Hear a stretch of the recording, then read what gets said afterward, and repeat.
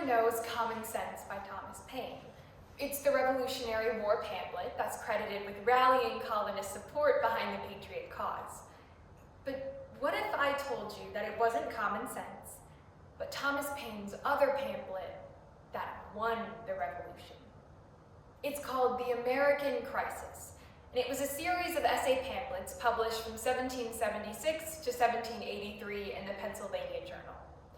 The American Crisis was a call to unity and perseverance during the challenging days of the Revolutionary War. Writing that the harder the conflict, the more glorious the triumph, Paine's words aimed to rekindle the spirits of the colonists and bolster their resolve against seemingly insurmountable odds, the British. He argued that the difficulties the colonists were facing and the sacrifices they were making was a test of commitment to their principles and to America.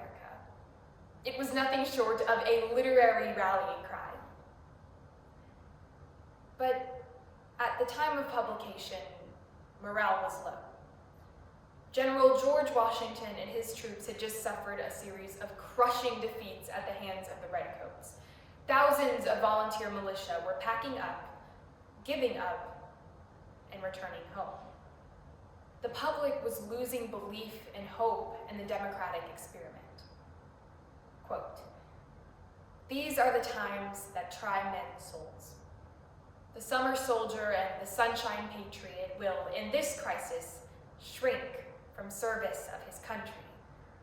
But he that stands it now deserves the love and thanks of man and women."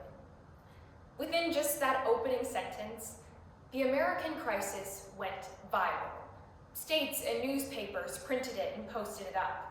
Paine's words reverberated in homes, community centers, and churches. Thomas Paine was able to re-inspire commitment and support to the revolutionary cause. How did he do it? He reminded them of the principles that they were sacrificing so much for: freedom, democracy, and self-governance. And it worked. Critically, it inspired civilians and allowed Washington to recruit enough volunteers to raise the third establishment of his army in 1777. Things were finally looking up for the colonists. These men were spurred on by and embodied what the American Crisis stood for: commitment to our founding principles. Thomas Paine gave the colonies words that would save a revolution in a time when it felt like America was in crisis.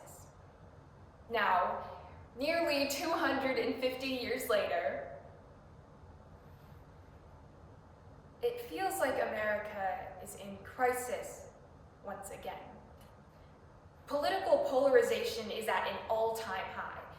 I have seen in my own community how we have lost the ability to reach across the aisle. Much of political discourse has turned into little more than hurling insults at those you don't agree with. This is not what our founding fathers wanted for us. Once again, our country seems to be facing a lack of identity and unity. So, how do we fix it? Well, we need to take a page out of the American Crisis and go back to the principles that unite us all. Thomas Paine showed the public what they were fighting for, so that they could unite and win the war against the British. If we can be reminded of those same founding principles, then we can unite and win the war against division. Because those ideals of democracy, justice, liberty, and self-governance are something we all carry with us as Americans, no matter our political party.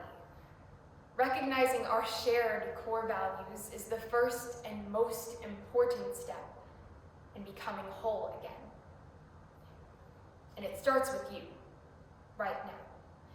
The next time you're arguing with someone who you think you fundamentally disagree with, I want you to take a step back, zoom out, and recognize that even though you guys have differing opinions, you both still ultimately have this country's best interests in mind.